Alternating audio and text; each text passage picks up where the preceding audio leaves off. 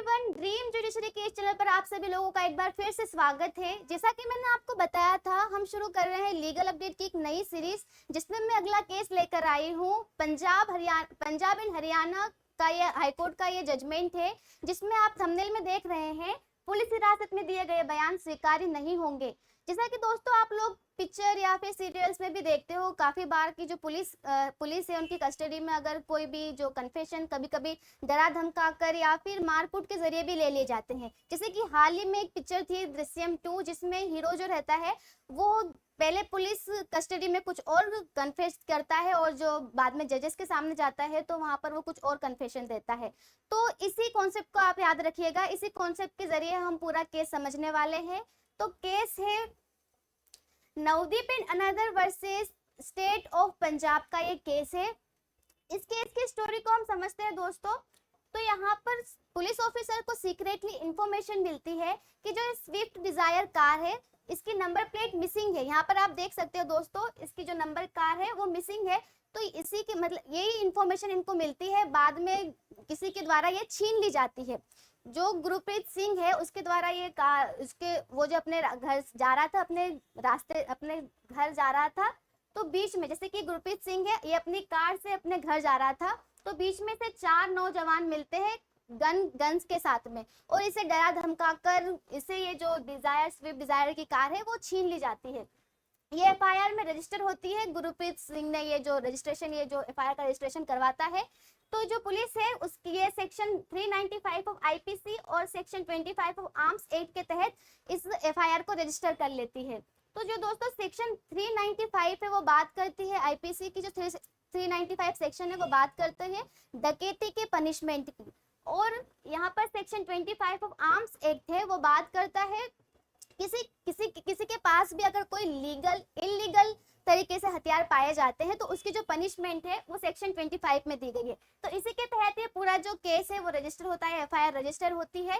फिर आगे ये मामला जाता है, आगे जब जाते हैं तब ये जो आरोपी ए है उसे पुलिस जो है वो स्विफ्ट डिजायर कार के साथ में इसे पकड़ लेते हैं यहाँ पर।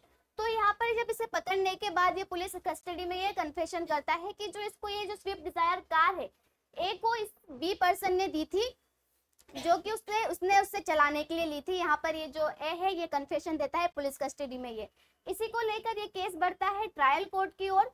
ट्रायल कोर्ट में जो गुरप्रीत सिंह की जो बात है उसे ट्रायल कोर्ट उस पर एक्सेप्ट करती है, और इन्हें जो इन दोनों आरोपी को सेक्शन 412 ऑफ आईपीसी के तहत 5 ईयर की सजा सुनाती है।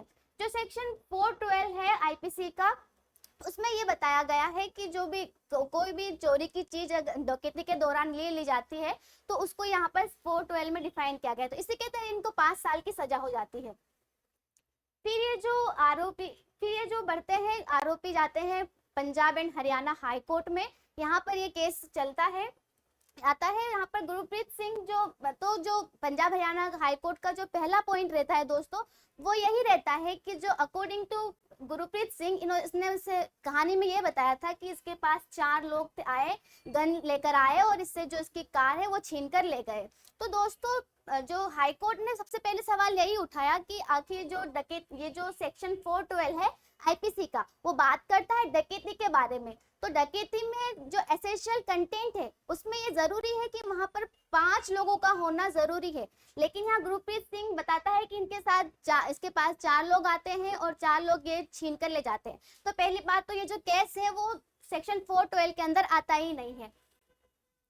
ये जो हरियाणा हाई कोर्ट है उसका पहला पॉइंट ये रहता है। और दूसरा ये होता है कि जो आरोपी ए है उसने जो कन्फेशन दिया था वो पुलिस कस्टडी में दिया था, बाद में से इसने कोई भी कन्फेशन नहीं दिया कोर्ट में वगैरह। तो ये जो आरोपी बी का ये जो नाम लेता है, तो ये आरोपी बी का नाम लेता है, तो इसमें ये बताया जाता है कि आरोपी बी जो है वो उसे वो रिहा कर देते हैं, और जो ये ए है उसको ये बताते हैं कि चूंकि डकैती यहाँ पर हुई नहीं है तो ये सेक्शन 412 का जो सेक्शन है इसको चेंज कर ये सेक्शन 411 कर देते हैं। तो जो सेक्शन 411 है वो नॉर्मल चोरी की बात करता है, जो बेईमानी से चोरी कर ली जाती है, इसकी बात करता है जो सेक्शन 412 है। तो चूंकि हम जानते हैं दोस्तों कि जो कि हमारे देश में अभी अभी नए कानून शुरू हो चुके हैं, तो उसी के तहत हमें जानना जरूरी है कि आईपीसी का जो रिप्लेस है वो बीएनएस के साथ हुआ है। तो इसकी जगह बीएनएस आती है, तो जो 412 सेक्शन है वो अभी चेंज होकर 370 क्लोज 3 में बीएनएस के आ गया है। मतलब कंटेंट वही है, बस इसमें सेक्शन चेंज हुआ है। फिर यहाँ पर जो सेक्शन 412 है वो बीएनएस में जाकर 317 सेक्शन 317 के क्लोज 2 में आ गया है। तो दोस्तों इस केस में आगे बढ़ते हैं हम। तो यहाँ पर जो पर्सन बी है उसको जो पुलिस उसे सजा होती है, सॉरी जो पर्सन ए है, आरोपी ए है, उसको सजा हो जाती है, और जो आरोपी बी है वो छूट जाता है क्योंकि उसके खिलाफ कोई भी ठोस सबूत नहीं मिलते हैं। बस इसी के अलावा कि जो ए है उसने मतलब उसके खिलाफ कन्फेशन दिया है। बस ए जो बी पर्सन है उसी ने उसके खिलाफ कन्फेशन दिया, ए पर्सन ने उसी ने उसके खिलाफ कन्फेशन दिया था कि उसने जो कार है उस व्यक्ति से ली थी। इसी के जरिए तो यहाँ पर हाई कोर्ट डिक्लेयर करती है कि इसके खिलाफ कोई सबूत ना होने के कारण जो पर्सन बी है उसको रिहा कर दिया जाता है यहाँ पर, और जो पर्सन ए है उसको ले लिया जाता है। तो ये हाई कोर्ट का यही ऑर्डर आता है। इसी के तहत ये केस समाप्त होता है, और लास्ट में मतलब जो हरियाणा हाई कोर्ट का जो जजमेंट रहता है वो अकॉर्डिंग टू बीएसए 2023 के सेक्शन जो 23 क्लोज 2 है, इसके तहत ये बताया जाता है कि जो अगर कोई भी कन्फेशन जो पुलिस कस्टडी में दिया है उसको रिलायबल नहीं मानेंगे, उसको एडमिसिबल नहीं मानेंगे जब तक कि वो व्यक्ति मजिस्ट्रेट या जजेस के सामने आकर अपना कन्फेशन नहीं दे देता, तब तक उस जो कन्फेशन है उसको सही या एडमिसिबल नहीं मानेंगे। यही था फाइनल जजमेंट हाई कोर्ट का। दोस्तों इसी प्रकार के रोज के रिसेंट केसेस के लिए बने रहे ड्रीम जुडिशरी इंदौर के साथ। धन्यवाद।